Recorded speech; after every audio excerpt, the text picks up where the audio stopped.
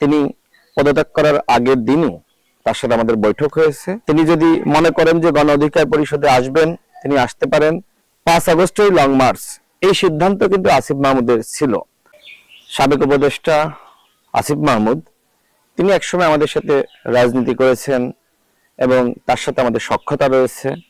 তিনি পদত্যাগ করার আগের দিনও তার সাথে আমাদের বৈঠক হয়েছে। গণ অধিকার পরিষদে আসার ব্যাপারে তিনি ইতিবাচক, কিন্তু এখনো পর্যন্ত চূড়ান্ত কোনো সিদ্ধান্ত হয়নি। তিনি যদি আমাদের সাথে আসতে চান, সেক্ষেত্রে তার যোগ্যতা এবং তার মর্যাদা অনুযায়ী আমরা তাকে সম্মানিত করব। আন্দোলন সংগ্রামে তিনি ভূমিকা রেখেছেন, বিশেষ করে গণ অভ্যুত্থানে তিনি নায়ক। তিনি চাইলে যে কোনো দলে যোগদান করতে পারেন অথবা নিজে নতুন দলও গঠন করতে পারেন, সেই স্বাধীনতা তার রয়েছে। যেহেতু আমরা একসাথে রাজনীতি করেছি এবং আমাদের সাথে তার সখ্যতা রয়েছে, সেক্ষেত্রে গণ অধিকার পরিষদে আসলে আমি মনে করি যে তার জন্য ভালো হবে। আমাদের সাথে যেহেতু আগে থেকেই সম্পর্ক রয়েছে, আমাদের সাথে একসাথে উঠা বসা রয়েছে, তিনি সহজেই আমাদের সাথে মানিয়ে নিতে পারবেন, যেটি অন্য দলের ক্ষেত্রে তার জন্য আসলে কঠিন হবে। তো তিনি সিদ্ধান্ত নিক তিনি কি করতে চান। তিনি যদি মনে করেন যে গণ অধিকার পরিষদে আসবেন, তিনি আসতে পারেন। গণ অধিকার পরিষদের দরজা তার জন্য সবসময় খোলা রয়েছে। তিনি উপদেষ্টা ছিলেন, সরকারে থাকলে সমালোচনা হয়। তার বয়স তো খুব বেশি না, বয়সে তরুণ।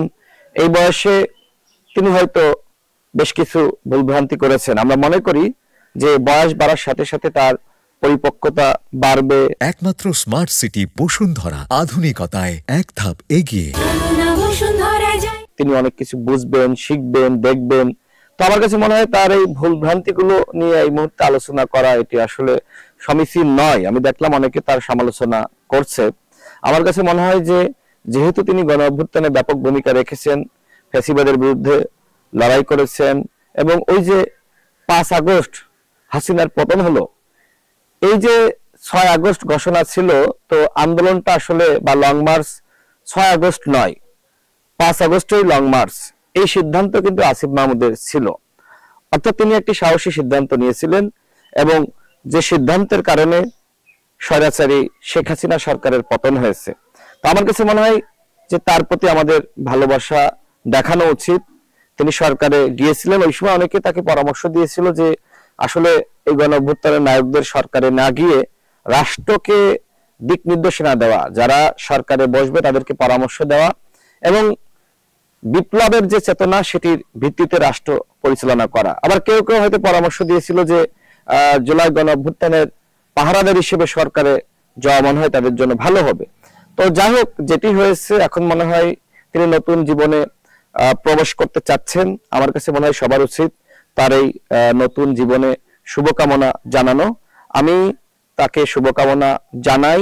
তিনি যে নতুন অধ্যায়ে প্রবেশ করছেন, এটি চ্যালেঞ্জিং। নানান জায়গা থেকে নানান ধরনের সমালোচনা আলোচনা আসবে, তারপরে আমি তাকে শুভকামনা জানাই। আমি আশা করি তার ভুলগুলো তিনি শুধরে নেবেন এবং নতুন রাজনৈতিক পথ চলায় তিনি তার যে সাহসিকতা, তার যে বলিষ্ঠতা এবং তিনি যেভাবে ফ্যাসিবাদের বিরুদ্ধে লড়াই করেছেন, এই সংগ্রাম তিনি সবসময় জারি রাখবেন।